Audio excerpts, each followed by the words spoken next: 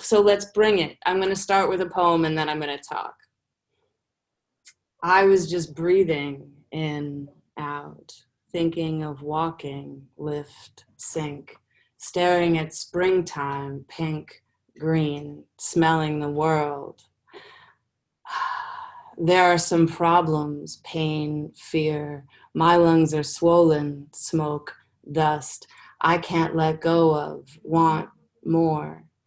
The deepest desires of soul. What were you thinking late night? Unloading your burden, I shrink. Under the toxins you blame. My freedom for all of your claws. No more will I reach for ribs, ears. My heart has spoken. I'm done. You buried the wonder instead of the seed, so I will eat summer alone. And I wanted to start with that because, Aaron, do you remember that poem? I took a class with Aaron at the library, and I was told to write a sonnet. And so when I was asked back tonight to think about poetry and resilience, I don't think just of what a poem looks like on the page, but the cauldrons of transformation that are made possible when we gather together to bring forth our most articulate and vulnerable selves.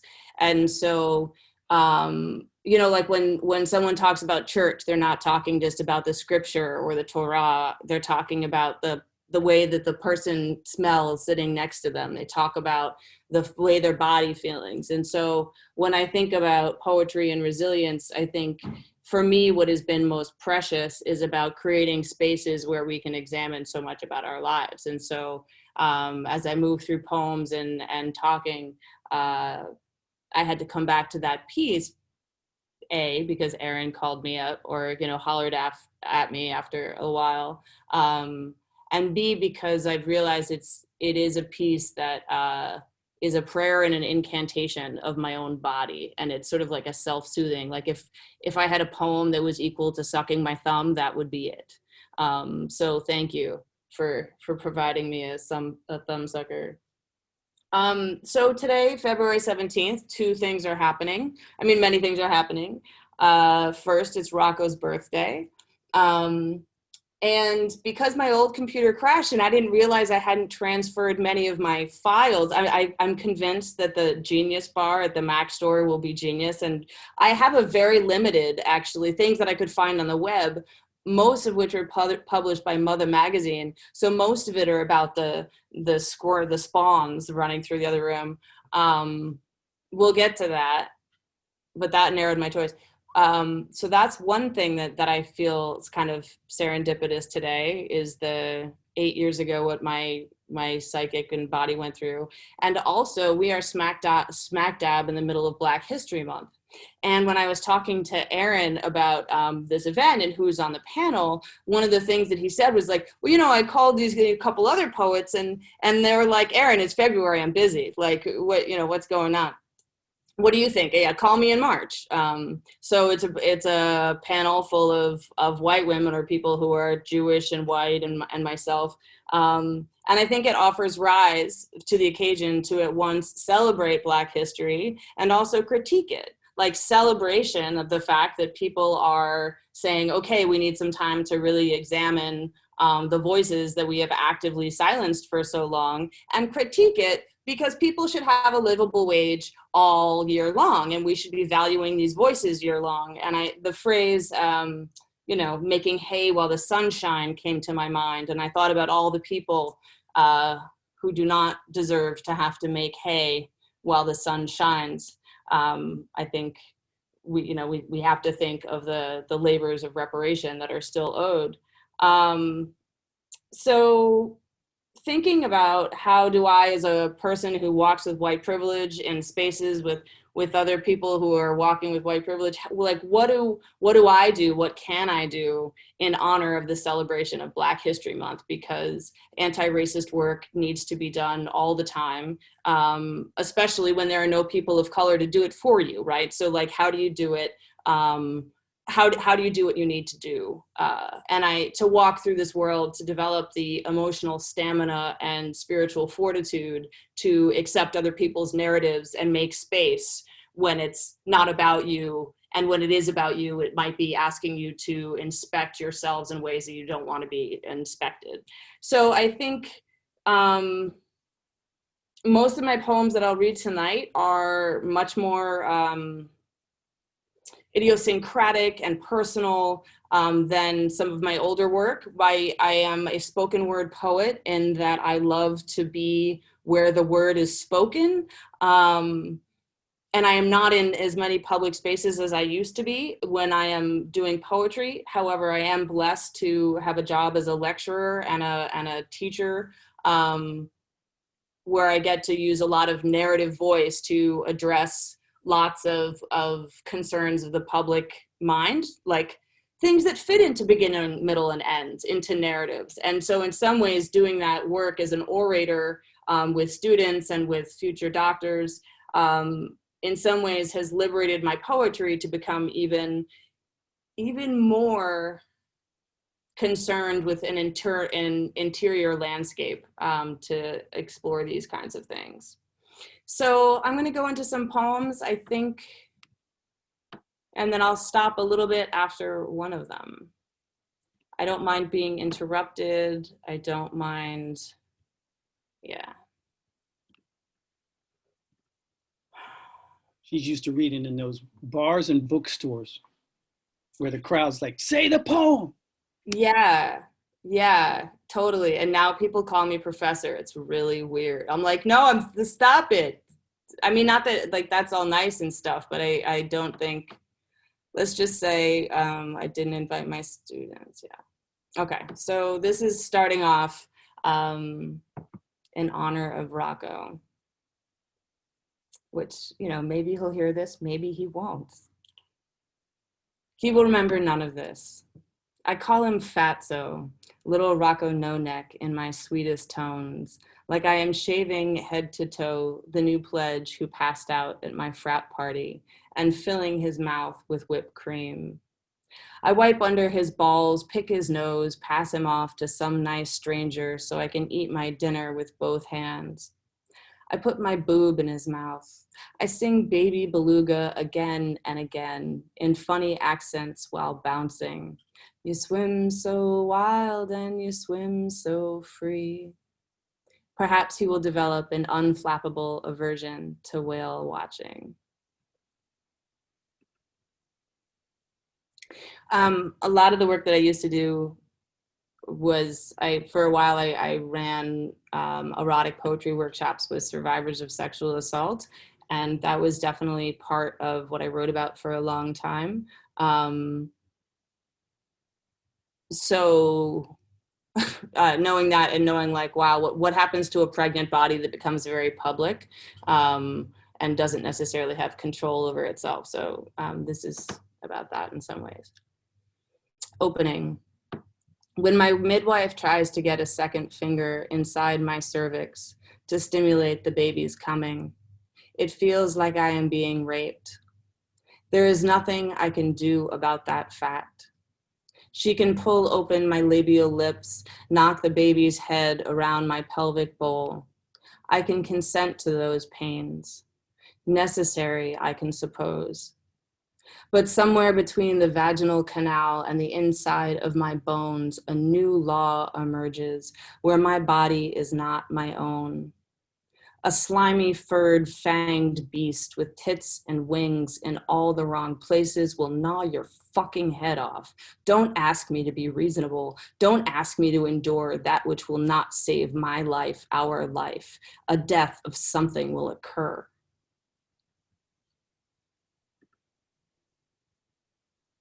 Expend. Motherhood shows up like liquid God in the veins. You see it. The faint reflection shimmering on the surface we call glow. Go deep. It is nothing short of the power of being the creator. And you taste it, and then it drains out, one birthday at a time, Your little creatures mess up your hair, smash your car. Watch your mouth. Nah, instead they'll razor up your womb from the inside with tongues only they know how, because they've been there, are of that meat. You have to kick them out again and again. Selfish parasites of chaos, eating abandoned for lunch. You see that too, the faint reflection draining on the surface. Go deeper. A shimmer of shipwreck, a carcass, skin slowly sinking into grooves of skeletal bones. Hormones deplete. What new drug will suck life into these hollow veins and eye sockets now? And then I had another kid. Ruby Booby. She leans into my breast like a teenage boy, kissing with too much tongue, mouth open and sloppy wide, moving her lips side to side with her whole neck. I feel like the most luscious pillow, wet and fathomless with promise of eternal rest.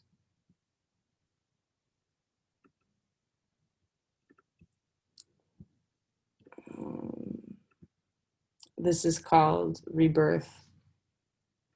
There's no porn about hemorrhoids. I checked. There is scat galore, golden showers, amputee stump fucking, rape a rampant, race on display like exotic love slave flower vixen. But the little to large bumpy nodules hang below the radar of both subversion and scripted. Worse than worshipped, worse than whipped, they are ignored. We all just want them to go away, quietly, but they linger. Like children, like fatigue. How am I supposed to get my mojo back? Surgery? Really? After all that avoidance of needles and knives, no amnio, no Pitocin, this will be my intervention downfall? To connect me to old school lava junkie vaginal me, I'm gonna shove this birthing badge of honor right back up my ass. Will I silence the vengeful song of the jealous smaller canal with the less glamorous expulsions and a little placenta print jealousy? No, little asshole, I'll rub you with homeopathic oils overpriced from France. I'll attempt to exercise and release, undo a lifetime of caffeine and clenching. I've always excelled at the eccentric worship of wounds.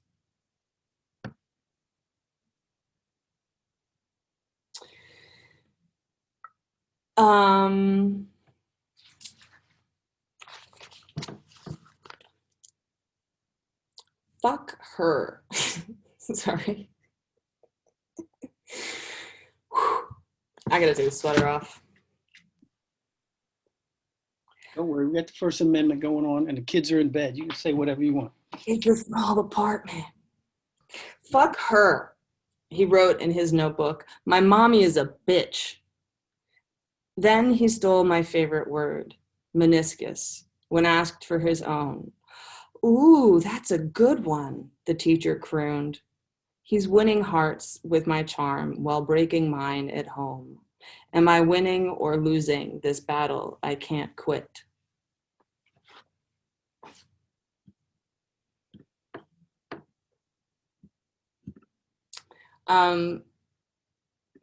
So I'm gonna talk a little bit and then read two more poems because that's really all I got. But I just wanted to go back to that poem about the cervix and the experience of the midwife, and how, when I was talking about before about like how does poetry create resilience in me? How does poetry create resilience in a relationship? How does poetry feed a space for transformation that we so desperately need, for so many reasons? And specifically in the context of Black History Month and as a white person, I think that it leaves the practice of poetry for me leaves space for the yes and in a very specific kind of way.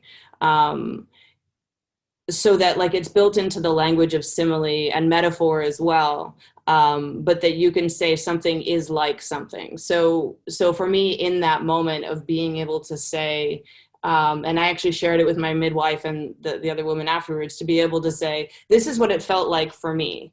It felt like rape. I know you were saving my life. I know that you were in my home and literally in my territory. You know, if it was a doctor, it could have been a different conversation that ended up in cesarean section or any kind of anything else. But for me in that moment, being able to honor all of the horror and terror and wounds and defensiveness in a space that's like helping me kind of map the internal, is what I need to do in order to become in conversation with somebody else who can. God, Natalie Diaz talks about it really well. Like, it's this sort of radical thing where like you create a world inside of yourself so that somebody else can live there. And the more you are like who you are, the more authentic the exchange is between poet and listener, or between two people who are talking. And I felt that I went on a little bit of a research gig, and I looked up Ina May Gaskin, and she has the sphincter laws, and basically, you know, has to do with poetry, or has to do with giving birth. And she's a midwife who's done a lot of writing about things. And as I was reading about her sphincter law, I was like, that's not even a metaphor. That's just like, actually, because the body and the brain aren't separate, right? Like we think with our body, and it's all very connected in very many ways. And so reading about the ways that she said, I actually brought it up, there's just a couple things that she, like, sphincters open best in conditions of privacy and intimacy. Sphincters open best without time limits. Sphincters are not under the voluntary control of their owner. They do not obey orders such as push or poop. They do respond well to praise. The opening of sphincters can be facilitated by laughter. When a person's sphincter is in the process of opening, it may suddenly close if that person becomes frightened, embarrassed, upset, self-conscious, et cetera, et cetera. And I was just, the reason I thought thinking about it that way is we use sort of in poetry language so much of the time, like we map interior landscapes, right? Like we use this language as if so we could turn a geography into meaning. And I think for me, there is a place inside of ourselves that is ruled, like most of our internal world that we literally cannot see, but is always hyper present, is ruled by these valves that only open and close under the right conditions. And then we can all run fluidly. So I don't know if that really came together. I had this great conversation with Aaron 2 weeks ago. I took all these great notes. And then, like I said, today I've been eating unicorn poop. But hopefully in there somewhere, there's a little bit of sense making about why I think that this is a practice of it, like simultaneously going there. And that's what it does for me. Okay, 2 more little poems. I love the feeling of a frog in my hand, a thumb-sized frog. I love the way I feel with a thumb-sized frog in my hand. Moist, slick, thump, thump, thump, thump, thump, thumping. Watch how gentle I am with my captive. See how cooing my stroking touch. Regard my brave, small, slick, wild, and vulnerable is always somewhere terrifying. Watch me not crush it.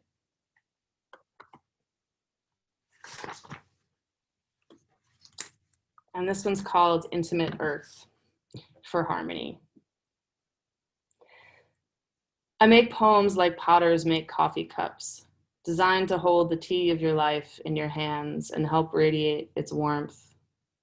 The marked curve of my world's voice shapes yours. Intimate, sturdy, reusable, and okay just up on your shelf, waiting until it's useful. So thank you.